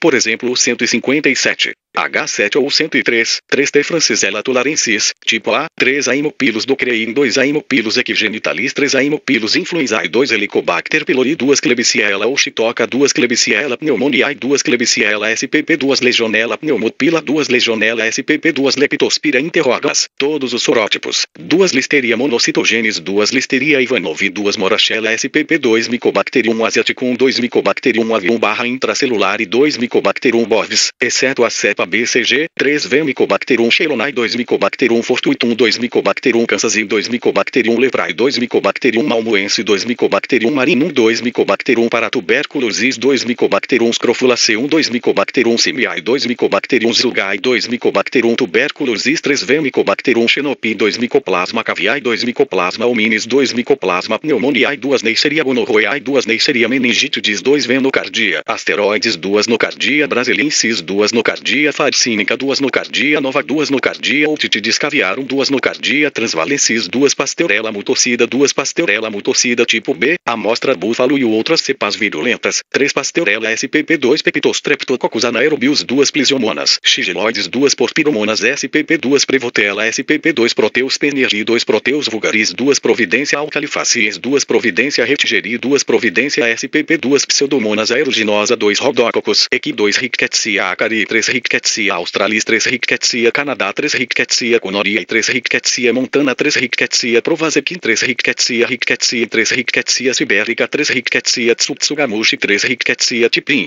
Rickettsia moseri 3 Salmonella arizonae 2 Salmonella enteritidis 2 Salmonella tipimurum 2 Salmonella paratipia B, C2V Salmonella tipi 2V Salmonella SPP 2 Serpolina SPP 2 Shigella duodim 2 Shigella disenteriae 2 Shigella flexneri 2 Shigella sonei 2 Staphylococcus aureus 2 Streptobacillus moniliformis 2 Streptococcus pneumoniae 2 Streptococcus pyogenes 2 Streptococcus suis 2 Streptococcus SPP 2 Treponema carateum 2 Treponema pallidum 2 Treponema perteno e 2 Treponema SPP 2 Vibrio cholerae 01 e 0139 2 Vibrio paraembolíticos 2 Vibrio vuníficos 2 Vibrio SPP 2 Yersinia enterocolítica 2 Yersinia pestis 3V Yersinia pseudotuberculosis 2 Yersinia SPP 2 vírus herpes vírus de cobaias 2 o chope fibroma vírus 2 o vírus da doença hemorrágica da enterite viral de patos, gansos e cisnes 4 vírus da febre catarral maligna de bovinos e cervos 4 vírus da hepatite viral do pato tipos 1, 2 e 3 4 vírus da leucemia de Ansters 2 o vírus da leucose bovina enzootica 2 o vírus da lumpskin 4 vírus do sarcoma canino 2 o vírus do tumor mamário de camundongos 2 o vírus Lutke, vírus de Hans 2 o adenoviridae 2 adenovírus 1 aviário, vírus celo 2 o adenovírus 2, vírus símio 40, AD2, SV40, 2 o adenovírus 7, vírus símio 40, AD7, SV40, 2 o arinaviridae.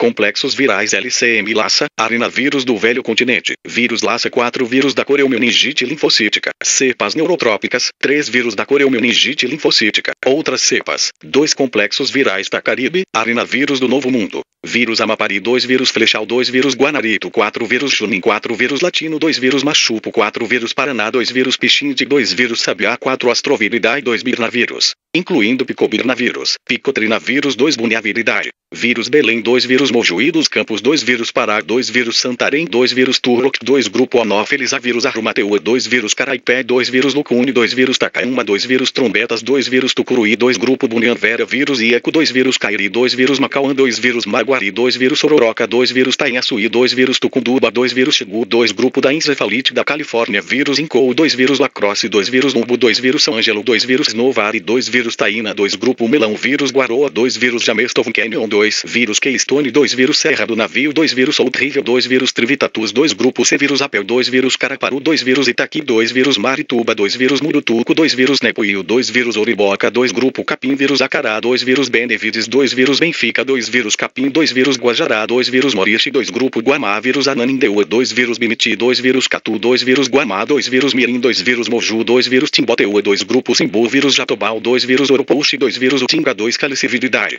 Vírus da hepatite, 2 vírus Norval, 2 outros caliciviridade, 2 coronaviridade. Vírus humanos, gastroenterite de suínos, hepatite murina, coronavírus bovinos, peritonite, infecciosa felina, bronquite infecciosa aviária, coronavírus de caninos, ratos e coelhos, 2 filoviridade. Vírus ebola, 4 vírus de Marburg, 4 flaviviridade. Vírus Mussuquara, 2 vírus Cacipacoré, 2 vírus da dengue tipos 1, 4, 2 vírus da encefalite B japonesa, 3 vírus da encefalite da Austrália, encefalite do Vale Murray, 3 vírus da encefalite da primavera-verão russa, 4V, vírus da encefalite de São Luís, 2 vírus da encefalite da Europa Central, 4V, vírus da febre amarela, 3V, vírus da febre hemorrágica de Omsk, 4A, vírus da floresta de Queazanur, 4V, vírus da hepatite C, 2 vírus do Nilo Ocidental, 2 vírus Ilhéus, 2 vírus Cungim, 2 vírus Povaçã, 3 vírus Rócio, 3 vírus Salvieja, 3 vírus Samperlita, 3 vírus Pondiveni, 3 antavírus. Vírus Andes, 3 vírus Dobrava, Belgrado, 3 vírus Antaã, febre hemorrágica da Coreia, 3 vírus Juquitibá, 3 vírus Prospectil, 2 vírus Pulmala, 2 vírus Seul, 3 vírus Simombre, 3 hepatinaviridade.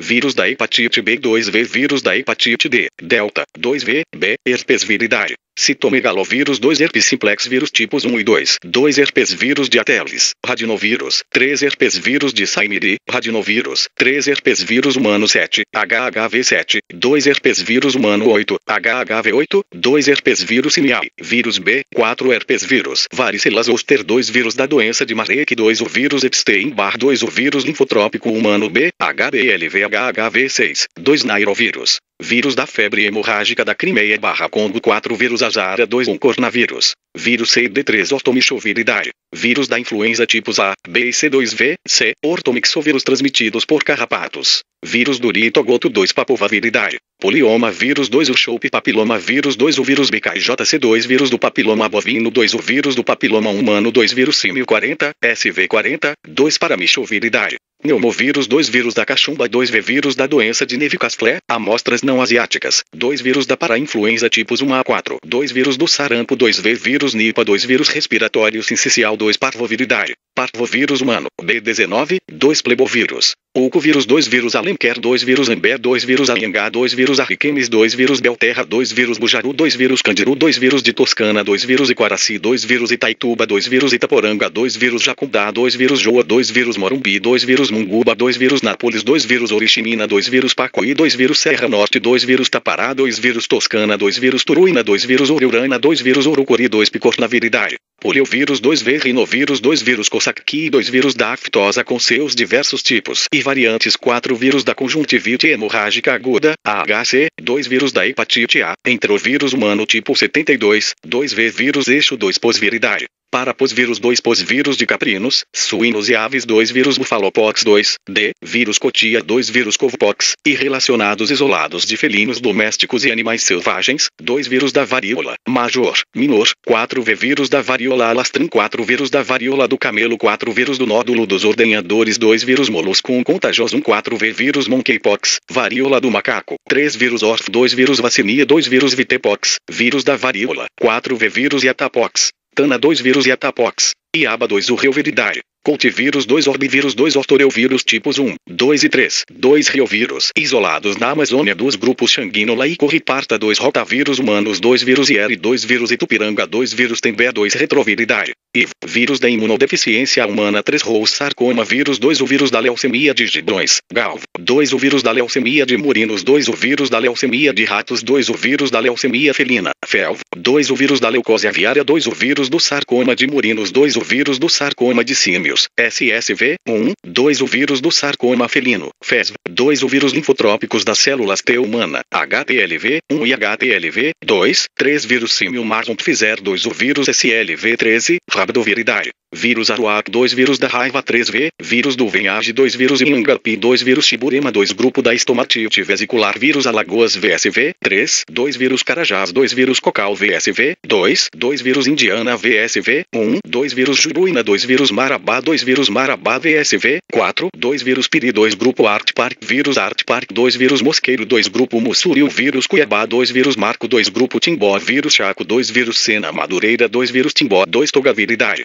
alfa vírus vírus aura 2 vírus bebaru 2 vírus chikungunya 2 vírus da encefalomielite equina americana ocidental 2V vírus da encefalomielite equina americana oriental 2V vírus da encefalomielite equina venezuelana 3V vírus do bosque sem lique 2 vírus do rio Ross 2 vírus maiaro 2 vírus mucambo 2 vírus oniong 2 vírus pichuna 2 vírus una 2 outros alfavírus conhecidos 2 rubivírus, vírus da rubeola 2V pestivírus, vírus da diarreia bovina 2 prions, agentes não classificados associados a encefalopatias espongiformes transmissíveis agente da encefalopatia espongiforme bovina, BSE, Scrapi e outras doenças animais afins 3F, agente da doença de Creutzfeldt-Jakob, CJD, 3 agente da insônia familiar fatal 3 agente da síndrome de Gerstmann-Strauss-Lerchenker 3 agente do curu 3 parasitas acantamoeba castellani 2 ancelostoma ceilanicum 2 ancelostoma duodenale 2 angiostrongilos cantonensis 2 angiostrongilos costaricensis 2 angiostrongilos SPP2 ascaris, lumbricoides 2 ascaris, sum 2 ababésia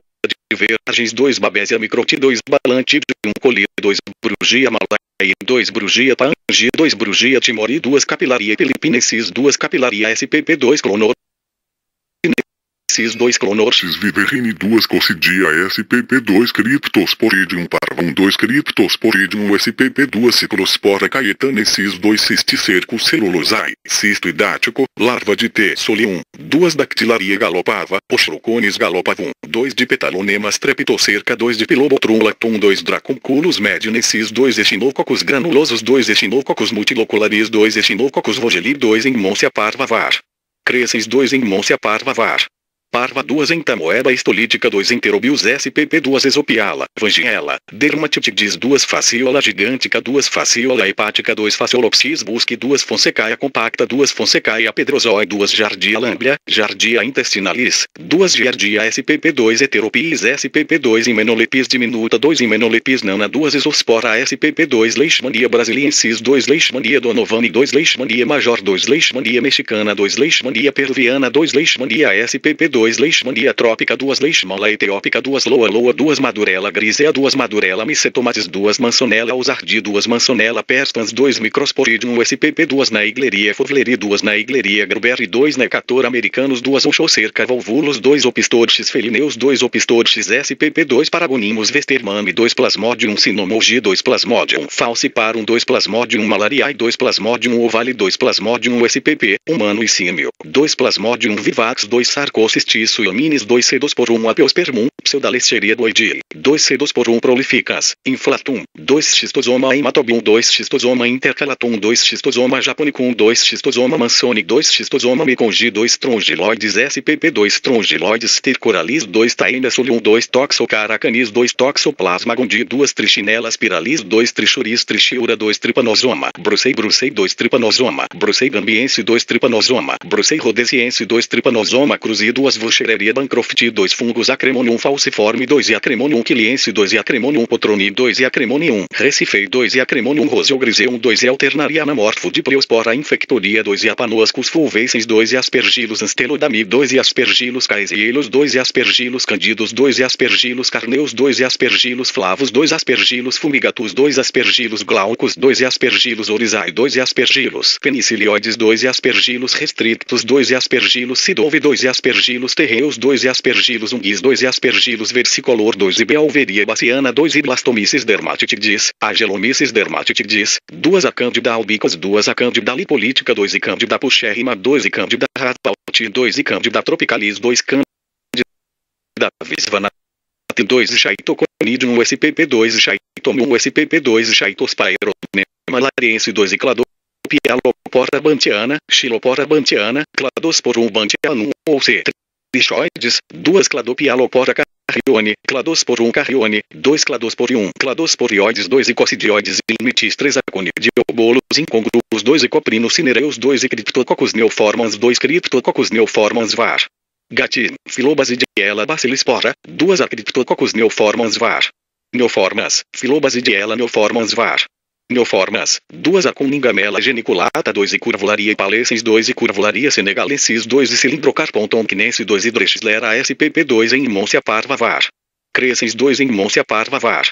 Parva 2 Epidermopton flocosum 2 a Epidermopton SPP2 Esopiala, Vangiela, Dermatitidis 2 Esopiala moniliae 2 e Fonsecaia compacta 2 Fonsecaia pedrozoide 2 Fusarum dimerum 2 e Fusarium nivale 2 e Jotrichum candidum 2 e Ancenula polimorfa 2 Estoplasma capsulatum do 2 e 3 Estoplasma capsulatum vai capsulatum, Agelomissis capsulatus, 3 Lasiodiplodia teobramai 2 e Madurella grisea 2 Madurella micetomatis 2 Madurella SPP2 Microascus desmosporus 2 e Microsporum aldoini 2 a Microsporum canis 2 a Microsporum SPP2 a Mucor roxianus 2 e Micelia sterilha 2 e Micocentrospora acerrina 2 e Neotestudina rosati 2 e Diodendron cerealis 2 e Paisolomissis lilacinus 2 e Paisolomissis variote 2 e Paisolomissis viridis 2 e Paracoccidioides brasiliensis, na fase de esporulação apresenta maior risco de infecção. 2 Penicillium chrysogenum 2 e Penicillium citrinum 2 e Penicillium comune 2 e Penicillium expansum 2 e Penicillium marnefei 2 a Penicillium spinulosum 2 e Pialopora ophimonine 2 e Pialopora parasítica 2 e Pialopora repens 2 e Poma hibernica 2 e Pilosticta ovalis 2 e Pilosticta SPP2 e Pneumocystis carini 2 Pirenochaeta unguisominis 2 e Rhizoctonia SPP2 2 e Rhodotorula rubra 2 e Cedosporum apiospermum Pseudalesseria doidii 2 Cedosporum prolificans inflatum 2 Xizopilum comune 2 Scopulariopsis acremonium 2 Scopulariopsis bronti 2 Sporotrix Schenkki 2 Stenella aragota 2 e Teniolelas tubospora 2 e Tetraploa SPP2 e Trichopton rubrum 2 Trichopton SPP2 Trichosporum capitatum 2 e Triptirachium oryzae 2 e Volutella cinerescens 2 e fontes. 1. Brasil, 2004, Diretrizes Gerais para o Trabalho em Contenção com Material Biológico. Série A, Normas e Manuais Técnicos. Ministério da Saúde, Secretaria de Ciência, Tecnologia e Insumos Estratégicos, Brasília. Ministério da Saúde, 60p. 2. UE, 2000, Conúncio Diretive 2054, EC. OGL 262, 17 de outubro de 2021 p. 3. ABSA, 2005, Risk Group Classification for Infectious Agents. www.absa.org Web link acessado em 11 de julho de 2005. Encefalites transmitidas por carrapatos. B. O vírus da hepatite D é patogênico apenas na presença de infecção simultânea ou secundária causada pelo vírus da hepatite B. Assim, a vacinação de pessoas que não sejam portadoras do vírus da hepatite B também imuniza contra a hepatite D, delta. C. Apenas para os tipos A e B. D. 2 vírus estão identificados. Um é o Buffalopox tipo e o outro é uma variante do vírus Vaccinia. E, até o momento não há evidência de doença em seres humanos causada por retrovírus de origem símia. Como precaução, recomenda-se nível de contenção 3 para o trabalho com este agente. F. Até o momento não há evidência de infecções em seres humanos causadas pelos agentes responsáveis pela encefalite espongiforme bovina. No entanto, recomenda-se um nível de contenção 2, no mínimo, para o trabalho com este agente em laboratório. Anexo 3º, aprovado pela Portaria GMN 1748, de 30 de agosto de 2011 de prazo de implementação no art. 3º da Portaria, Plano de Prevenção de Riscos de Acidentes com Materiais Perfurocortantes 1. Objetivo e campo de aplicação. 1. Estabelecer diretrizes para a elaboração e implementação de um plano de prevenção de riscos de acidentes com materiais perfurocortantes com probabilidade de exposição a agentes biológicos, visando a proteção, segurança e saúde dos trabalhadores dos serviços de saúde, bem como daqueles que exercem atividades de promoção e assistência à saúde em geral. 2. Entende-se por serviço de saúde qualquer edificação destinada à prestação de assistência à saúde da população, e todas as ações de promoção, recuperação, assistência, pesquisa e ensino em saúde em qualquer nível de complexidade. 3. Materiais perfurocortantes são aqueles utilizados na assistência à saúde que têm ponta ou gume, ou que possam perfurar ou cortar. 4. O dispositivo de segurança é um item integrado a um conjunto do qual faça parte o elemento perfuro-cortante ou uma tecnologia capaz de reduzir o risco de acidente, seja qual for o mecanismo de ativação do mesmo. 2. Comissão gestora multidisciplinar. 2. O empregador deve constituir uma comissão gestora multidisciplinar, que tem como objetivo reduzir os riscos de acidentes com materiais perfuro-cortantes, com probabilidade de exposição a agentes biológicos, por meio da elaboração, implementação e atualização de plano de prevenção de riscos de acidentes com materiais perfuro-cortantes. 2. A comissão deve ser constituída, sempre que aplicável, pelos seguintes membros. A. O empregador, seu representante legal ou representante da direção do serviço de saúde. B. Representante do serviço especializado em engenharia de segurança e em medicina do trabalho, SESMT, conforme a norma regulamentadora N4. C. Vice-presidente da Comissão Interna de Prevenção de Acidentes, CIPA ou designado responsável pelo cumprimento dos objetivos da norma regulamentadora N5, nos casos em que não é obrigatória a constituição de CIPA. D. Representante da Comissão de Controle de Infecção Hospitalar. E. Direção de Enfermagem. F. Direção Clínica. G. Responsável pela elaboração e implementação do PGRSS, Plano de Gerenciamento de Resíduos de Serviço de Saúde. H. Representante da Central de Material e Esterilização. I. Representante do setor de compras. E J. Representante do setor de padronização de material. 3. Análise dos acidentes de trabalho ocorridos e das situações de risco com materiais perfuro-cortantes. 3. A comissão gestora deve analisar as informações existentes no PPRA e no PCMSO, além das referentes aos acidentes do trabalho ocorridos com materiais perfuro-cortantes. 3. A comissão gestora não deve se restringir às informações previamente existentes no serviço de saúde, devendo proceder às suas próprias análises dos acidentes do trabalho ocorridos e situações de risco com materiais perfuro-cortantes. 3. A comissão gestora deve elaborar e implantar procedimentos de registro e investigação de acidentes e situações de risco envolvendo materiais perfuro-cortantes. 4. Estabelecimento de prioridades. 4. A partir da análise das situações de risco e dos acidentes de trabalho ocorridos com materiais perfuro-cortantes, a comissão gestora deve estabelecer as prioridades, considerando obrigatoriamente os seguintes aspectos. A. Situações de risco e acidentes com materiais perfuro-cortantes que possuem maior probabilidade de transmissão de agentes biológicos veiculados pelo sangue. B. Frequência de ocorrência de acidentes em procedimentos com utilização de um material perfuro-cortante específico. C. Procedimentos de limpeza, descontaminação ou descarte que contribuem para uma elevada ocorrência de acidentes. E D. Número de trabalhadores expostos a situações de risco de acidentes com materiais perfuro-cortantes. 5. Medidas de controle para a prevenção de acidentes com materiais perfuro-cortantes. 5. A adoção das medidas de controle deve obedecer à seguinte hierarquia. A. Substituir o uso de agulhas e outros perfuro-cortantes quando for tecnicamente possível. B. Adotar controles de engenharia no ambiente, por exemplo, coletores de descarte. C. Adotar o uso de material perfuro-cortante com dispositivo de segurança, quando existente, disponível e tecnicamente possível. E D. Mudanças na organização e nas práticas de trabalho. 6. Seleção dos materiais perfuro-cortantes com dispositivo de segurança. 6. Esta seleção deve ser conduzida pela comissão gestora multidisciplinar, atendendo às seguintes etapas. A. Definição dos materiais perfuro-cortantes prioritários para substituição a partir da análise das situações de risco e dos acidentes de trabalho ocorridos. B. Definição de critérios para a seleção dos materiais perfuro-cortantes com dispositivo de segurança e obtenção de produtos para avaliação. C. Planejamento dos testes para substituição em áreas selecionadas no serviço de saúde, decorrente da análise das situações de risco e dos acidentes de trabalho ocorridos. E D. Análise do desempenho da substituição do produto a partir das perspectivas da saúde do trabalhador, dos cuidados ao paciente e da efetividade, para a posterior decisão de qual material adotar. 7. Capacitação dos trabalhadores. 7. Na implementação do plano, os trabalhadores devem ser capacitados antes da adoção de qualquer medida de controle e de forma continuada para a prevenção de acidentes com materiais perfuro-cortantes. 7.2. A capacitação deve ser comprovada por meio de documentos que informem a data, o horário, a carga horária, o conteúdo ministrado, o nome e a formação ou capacitação profissional do instrutor e dos trabalhadores envolvidos. 8. Cronograma de implementação. 8.1. O plano deve conter um cronograma para sua implementação. 8.2. O cronograma deve contemplar as etapas dos itens 3 a 7 acima descritos e respectivos prazos para sua implantação.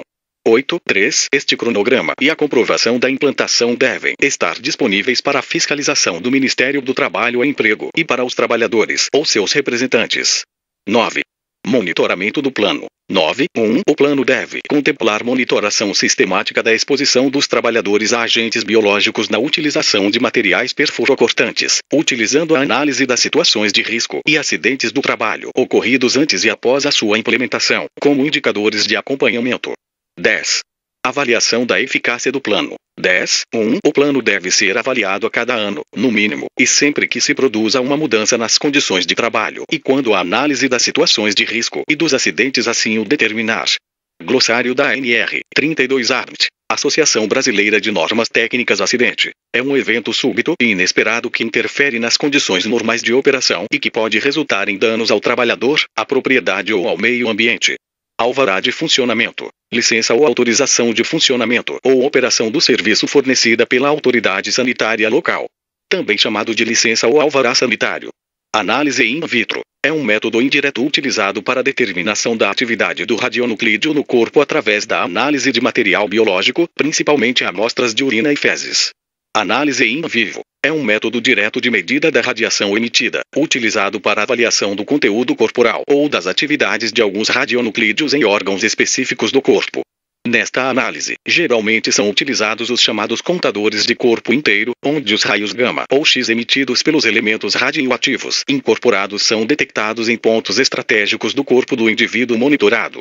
Animais sinantrópicos, espécies que indesejavelmente coabitam com o homem e que podem transmitir doenças ou causar agravos à saúde humana, tais como roedores, baratas, moscas, pernilongos, pombos, formigas, pulgas e outros.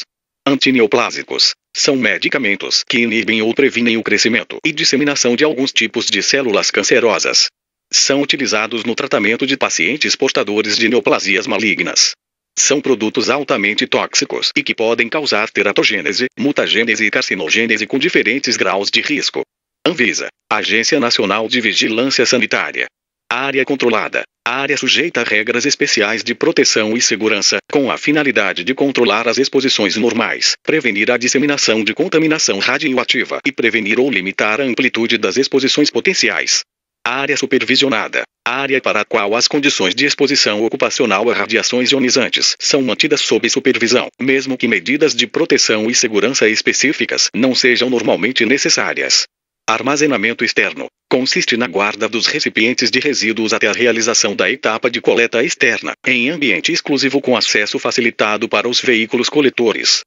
Armazenamento temporário. Consiste na guarda temporária dos recipientes contendo os resíduos já acondicionados, em local próximo aos pontos de geração, visando agilizar a coleta dentro do estabelecimento e otimizar o deslocamento entre os pontos geradores e o ponto destinado à apresentação para a coleta externa.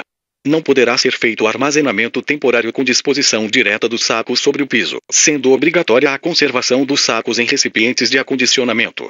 Biombo blindado. Anteparo ou divisória móvel, cuja superfície é revestida com material para blindagem contra radiações ionizantes, para demarcar um espaço e criar uma área resguardada. Blindagem. Barreira protetora. Material ou dispositivo interposto entre uma fonte de radiação e seres humanos ou meio ambiente com o propósito de segurança e proteção radiológica. Braquiterapia. Radioterapia mediante uma ou mais fontes seladas emissoras de raio gama ou beta utilizadas para aplicações superficiais, intracavitárias ou intersticiais. Cabine de segurança biológica classe segundo B2. Cabine com a finalidade de oferecer proteção aos trabalhadores e ao meio ambiente dos produtos químicos, radionuclídeos e dos agentes biológicos que se enquadram no critério de biossegurança nível 3. Protegem também o produto ou o ensaio executado no interior da cabine dos contaminantes existentes no local onde ela está instalada e da contaminação cruzada no interior da própria cabine. Cabine de segurança biológica classe segundo tipo B2, segundo os conceitos da NSF 49. Cabine dotada de filtro absoluto, EPA, com eficiência da filtragem e exaustão do ar de 99,99% a 100%, velocidade média do ar, M/S, 0,45 mais ou menos 10%, velocidade de entrada de ar pela janela frontal de 0,5055 M/S. Todo o ar que entra na cabine e o que é exaurido para o exterior passam previamente pelo filtro EPA. Não há recirculação de fluxo de ar. A exaustão é total. A cabine tem pressão negativa em relação ao local onde está instalada, pela diferença entre o insuflamento do ar no interior da cabine e sua exaustão. Vazão 1500 m3 e pressão de sucção de @35 mmK. Carcinogenicidade. Capacidade que alguns agentes possuem de induzir ou causar câncer. C. Comissão de Controle de Infecção Hospitalar. CNEM. Comissão Nacional de Energia Nuclear. Colimador. Dispositivo adicional a uma fonte de radiação que possibilita a limitação do campo de radiação e a melhoria das condições de imagem ou exposição para a obtenção do diagnóstico ou terapia, por meio do formato e dimensão do orifício que dá passagem à radiação.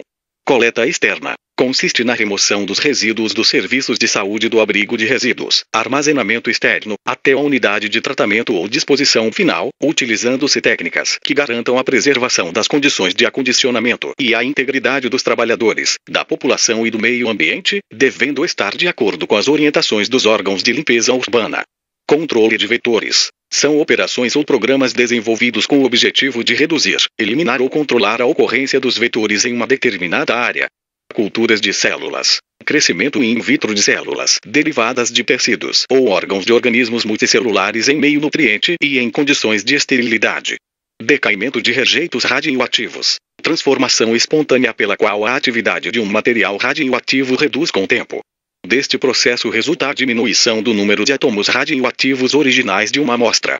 O tempo para que a atividade se reduza à metade é chamado meia-vida radioativa. Descontaminação. Remoção de um contaminante químico, físico ou biológico. Desinfecção. Processo de eliminação ou destruição de micro-organismos na forma vegetativa, independente de serem patogênicos ou não, presentes nos artigos e objetos inanimados. A desinfecção pode ser de baixo, médio ou alto nível. Pode ser feita através do uso de agentes físicos ou químicos. Diafragma. Dispositivo que permite o controle da abertura e dimensionamento do feixe de radiação ionizante. Disposição final. Consiste na disposição de resíduos no solo, previamente preparado para recebê-los, obedecendo a critérios técnicos de construção e operação, e com licenciamento ambiental de acordo com a resolução CONAMA-N 237/97. Dosimetria citogenética. Avaliação da dose de radiação absorvida através da contagem da frequência de aberrações cromossômicas em cultura de linfócitos do indivíduo irradiado. É principalmente utilizada para confirmar doses elevadas registradas em dosímetros individuais. Dosímetro individual. Dispositivo usado junto a partes do corpo de um indivíduo, com o objetivo de avaliar a dose efetiva ou a dose equivalente acumulada em um dado período. Construído de material tecido equivalente com fator de calibração bem estabelecido e rastreado à Rede Nacional e Internacional de Metrologia, cujas características são regidas pelas normas ISO 4037-1 e EC 731. Também chamado de monitor individual. Exposição acidental. Exposição involuntária e imprevisível decorrente de situação de acidente. Exposição de emergência. Radiações ionizantes. Exposição deliberada por autoridade competente ocorrida durante o atendimento a situações de emergência, exclusivamente no interesse de a. Salvar vidas. B. Prevenir a escalada de acidentes que possam acarretar mortes. C. Salvar uma instalação de vital importância para o país. Exposição de rotina, radiações ionizantes. Exposição de trabalhadores em condições normais de trabalho, em intervenções ou treinamento em práticas autorizadas. Fluoroscopia. Exame de um órgão por meio de uma imagem formada em um anteparo fluorescente com aplicação dos raios-X, fonte de radiação, equipamento ou material que emite ou é capaz de emitir radiação ionizante ou de liberar substâncias ou materiais radioativos. Fontes de exposição. Pessoa, animal, objeto ou substância dos quais um agente biológico passa a um hospedeiro ou a reservatórios ambientais. Fontes não seladas. São aquelas em que o material radioativo está sob forma sólida, pó, líquida ou mais raramente, gasosa, em recipientes que permitem o fracionamento do conteúdo em condições normais de uso. Fontes seladas. Materiais radioativos hermeticamente encapsulados de modo a evitar vazamentos e contato com o referido material, sob condições de aplicação específicas. Genotoxicidade. Capacidade que alguns agentes possuem de causar dano ao DNA de organismos a eles expostos. Quando são induzidas mutações, os agentes são chamados de mutagênicos. Imunoglobulina. Solução que contém anticorpos contra um ou mais agentes biológicos, empregada com o objetivo de conferir imunidade imediata e transitória. Incidente. É um evento súbito e inesperado que interfira na atividade normal do trabalho sem dano ao trabalhador, à propriedade ou ao meio ambiente. Incorporação. ação de determinado material radioativo no instante de sua admissão no corpo humano por ingestão, inalação ou penetração através da pele ou de ferimentos. Inmetro, Instituto Nacional de Metrologia.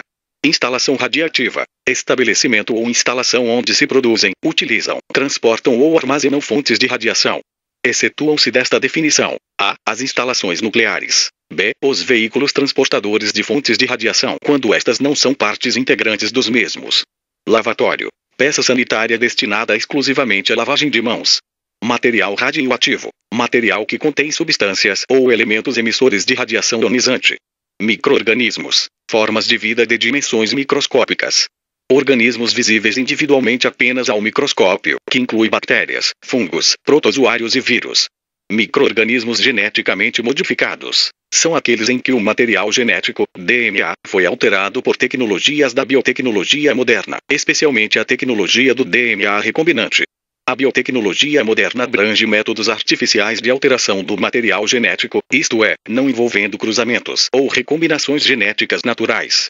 Monitor de contaminação, instrumento com capacidade para medir níveis de radiação em unidades estabelecidas pelos limites derivados de contaminação de superfície de acordo com a norma QINE 1301.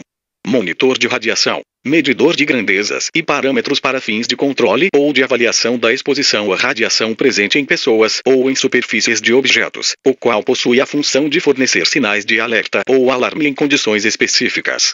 Monitoração ambiental, medição contínua, periódica ou especial de grandezas radiológicas no meio ambiente, para fins de radioproteção.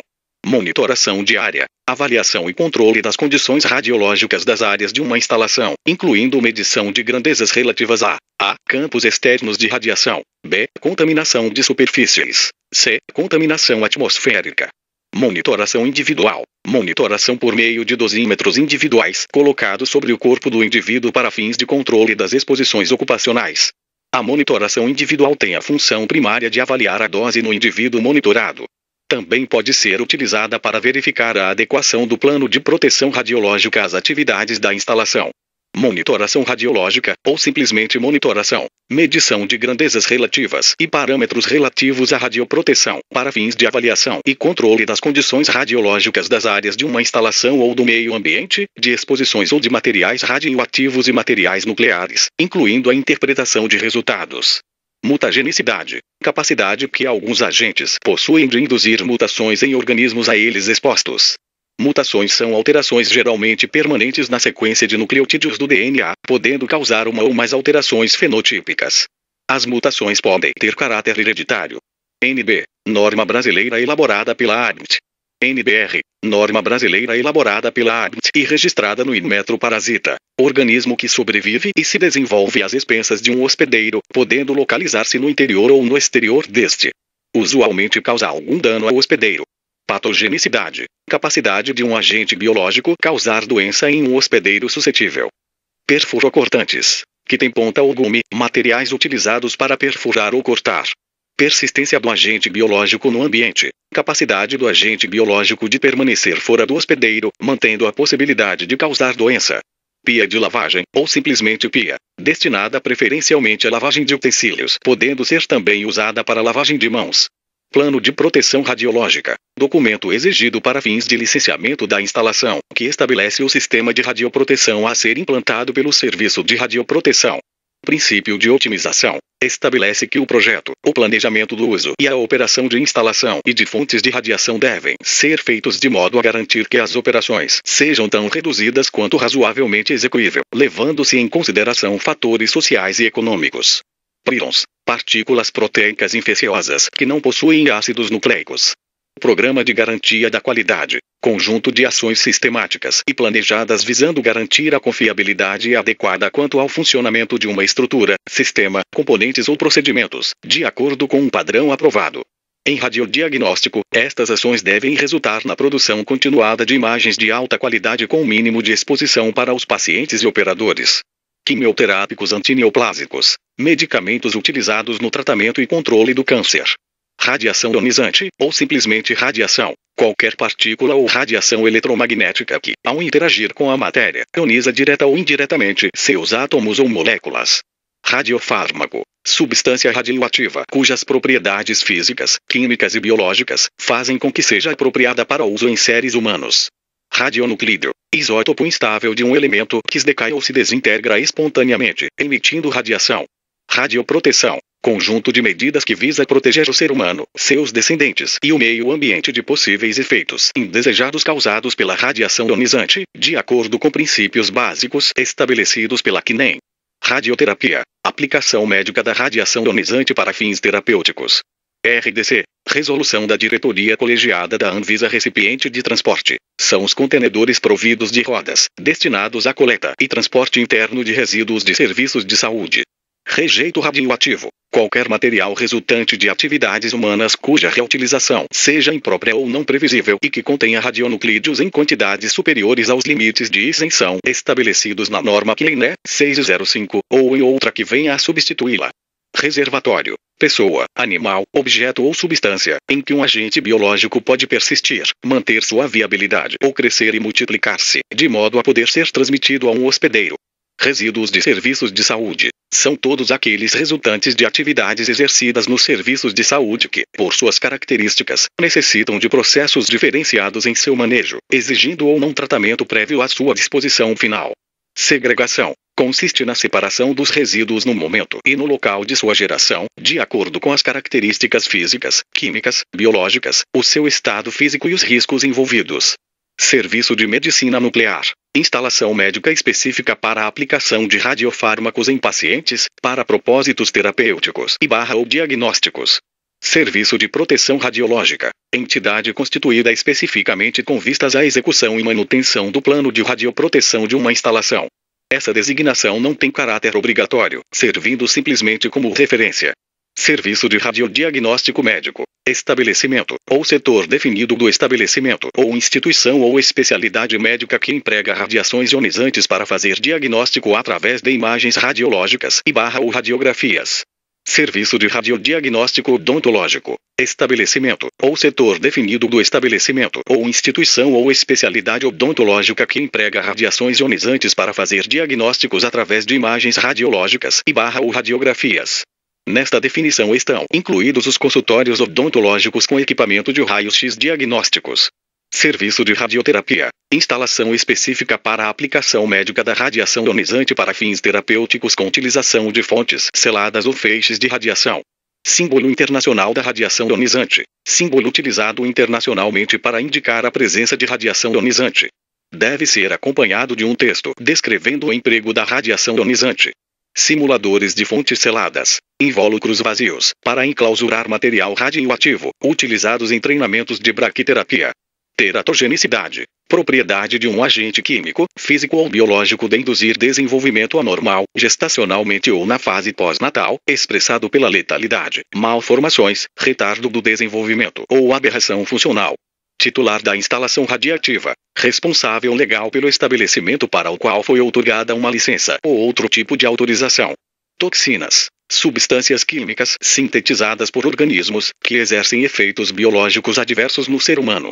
Trabalhadores ocupacionalmente expostos às radiações ionizantes. Trabalhador que, em consequência do seu trabalho a serviço da instalação radiativa, possa vir a receber, por ano, doses superiores aos limites primários para indivíduos do público, estabelecidos na norma CNE 1301 Diretrizes Básicas de Radioproteção.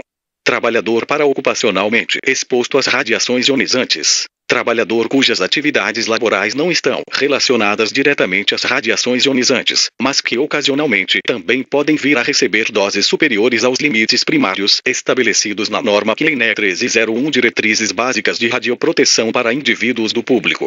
Trabalhador qualificado. Aquele que comprove perante o empregador e a inspeção do trabalho uma das seguintes condições. A. Capacitação na empresa, conforme o disposto na NR 32. B. Capacitação mediante curso ministrado por instituições privadas ou públicas, desde que conduzido por profissional habilitado. Transmissibilidade. Capacidade de transmissão de um agente a um hospedeiro. O período de transmissibilidade corresponde ao intervalo de tempo durante o qual um organismo elimina um agente biológico para reservatórios ou para um hospedeiro. Turbulência aérea. Alteração da uniformidade do fluxo de ar laminar unidirecional, no caso, interior da cabine de segurança biológica classe segundo tipo B2. Vacinação. Processo visando a obtenção de imunidade ativa e duradoura de um organismo. A imunidade ativa é a proteção conferida pela estimulação antigênica do sistema imunológico com o desenvolvimento de uma resposta humoral, produção de anticorpos, e celular. Vetor. Vetor é um organismo que transmite um agente biológico de uma fonte de exposição ou reservatório a um hospedeiro. Vias de entrada. Tecidos ou órgãos por onde um agente penetra em um organismo, podendo ocasionar uma doença. A entrada pode ser por via cutânea, por contato direto com a pele, percutânea, através da pele, parenteral, por inoculação intravenosa, intramuscular, subcutânea, por contato direto com as mucosas, por via respiratória, por inalação, e por via oral, por ingestão. Vias de transmissão. Percurso feito pelo agente biológico a partir da fonte de exposição até o hospedeiro. A transmissão pode ocorrer das seguintes formas. 1. Direta. Transmissão do agente biológico, sem a intermediação de veículos ou vetores. 2. Indireta. Transmissão do agente biológico por meio de veículos ou vetores. Virulência. É o grau de patogenicidade de um agente infeccioso.